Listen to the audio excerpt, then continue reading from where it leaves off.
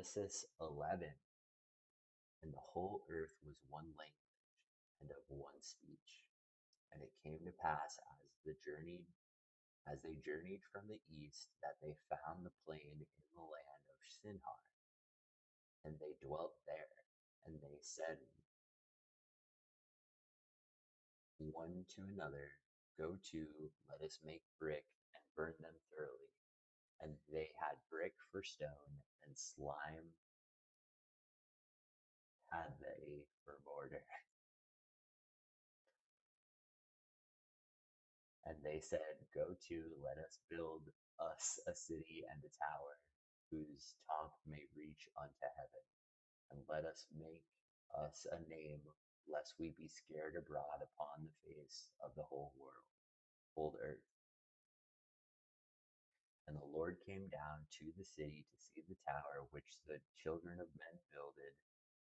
And the Lord said, Behold, the people is one, and they have all one language, and this they began to do, and now nothing will be restrained from them which they have imagined to do. Go to, let us go down, and therefore confound their language, that they may not understand one another's speech. So the Lord scattered them abroad from thence upon the face of all the earth, and they left off to build the city. Therefore is the name of it called Babel, because the Lord did there confound the language of all the earth. And from thence did the Lord scatter them abroad upon the face of all the earth.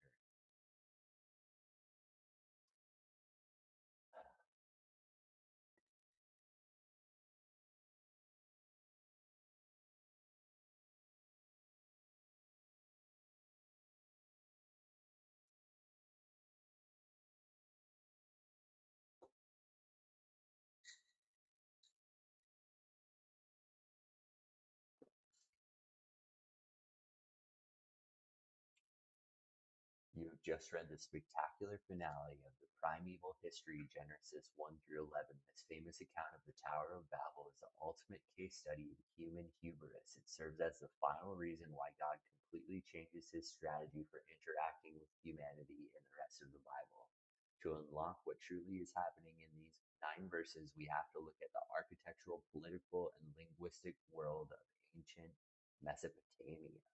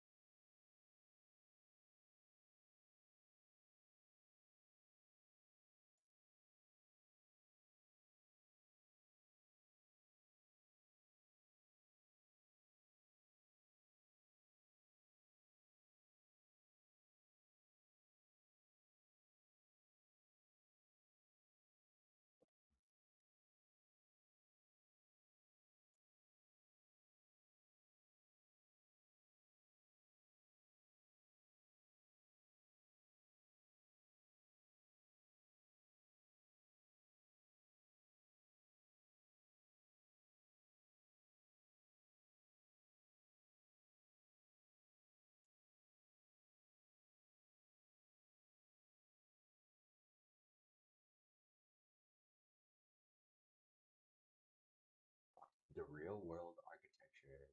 What is the tower? When the text mentions the tower built in the land of Shinar, the ancient Hebrew name for Babylonia, an ancient reader knew exactly what it looked like. They weren't building a modern skyscraper, they were building a ziggurat.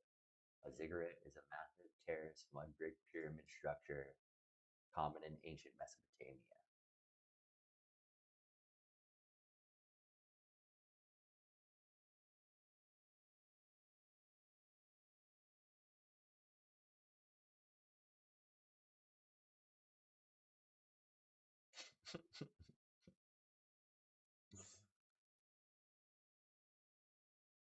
Crucially, ziggurats were not built as apartments or lookouts, they were built as stairways for the gods The temple shrine that sat at the very top. The Babylonians believed that building these structures, they were constructing a literal portal to where gods could walk down from heaven to the earth to receive sacrifices and bless the city.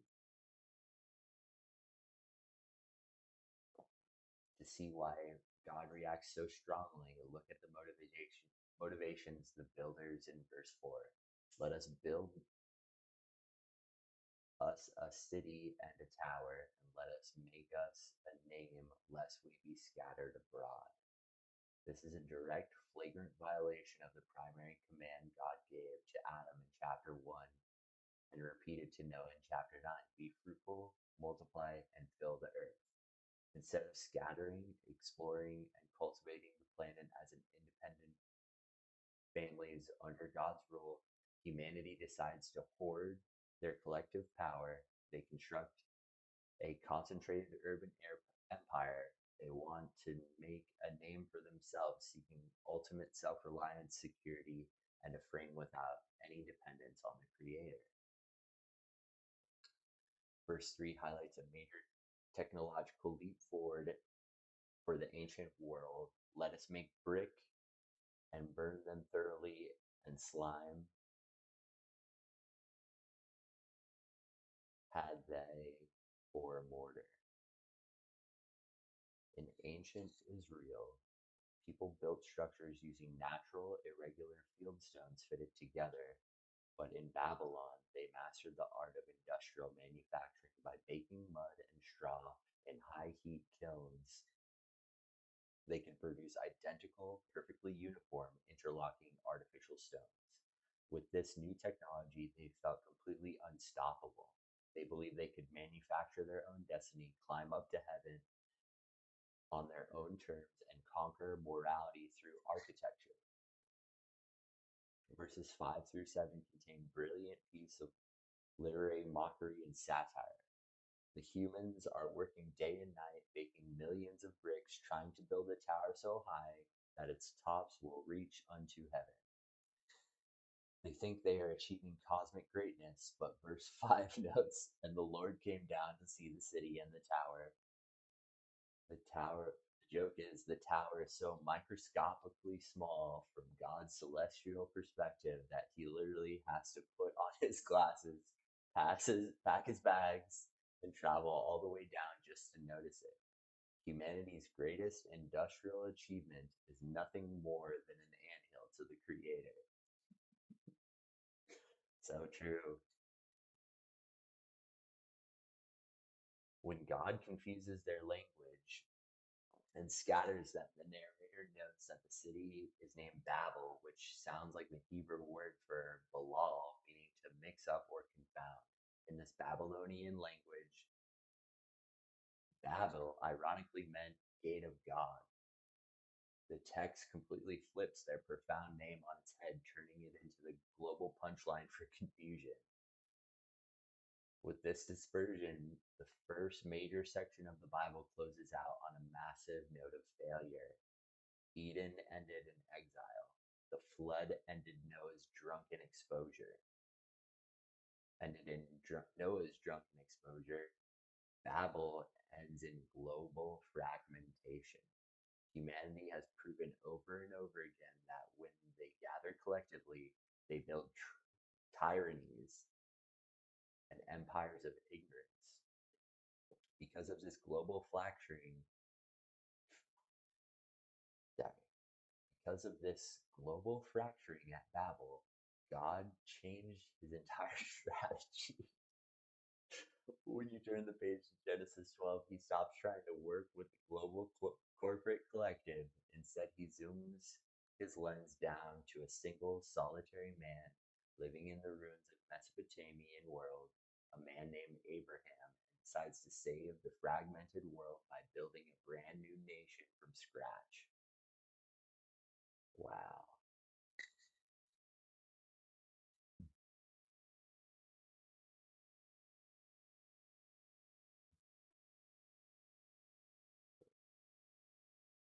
Ancestors of Abraham. These are the generations of Shem. Shem was 100 years old and begat Aphorax 2 years after the flood, and Shem lived after he begat Aphorax 500 years and begat sons and daughters. Aphorax lived 5 and 30 years and begat Salal, and Aphorax lived after he had begat Saul for 433 years and begat sons and daughters, and Salal lived 30 years and begat Eber. And Salal lived after he begat Eber 403 years, and he begat sons and daughters, and Eber lived 430 years and begat Peleg. And Eber lived after he begat Peleg 430 years and begat sons and daughters, and Peleg lived 30 years and begat Rehu, and Peleg lived after he begat Rehu 209 years and he begat sons and daughters, and Rehu lived 230 years and he begat Serug, and Rehu lived after he begat Serug 207 years and he begat sons and daughters, and Serug lived 30 years and begat Nahor.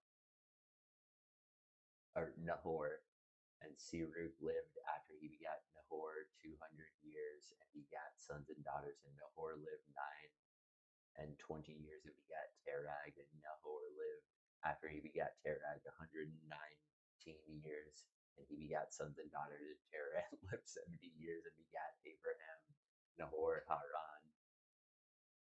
Now these nations are generations of Tehar, or Terah, and Terah begat Abram and Nahar, and Haran begat Lot, and Haran died before his father Terah in the land of his nativity, and in of the Chaldees.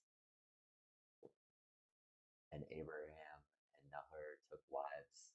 The name of Abraham's wife was Sarai, and the name of Nahor's wife Milcah, and the daughter of Haran, and the father of Milcah, and the father of Iscah. But Sarah was barren, and she had no child. And Terah took Abram his son, and Lot the son of Haran, and his son's son, and Sarai his daughter-in-law, his son Abraham's wife. And they went forth with them from to Chaldees to go into the land of Canaan. And they came unto Haran and dwelt there. And the days of Turan were 205 years. And Turan died in Haran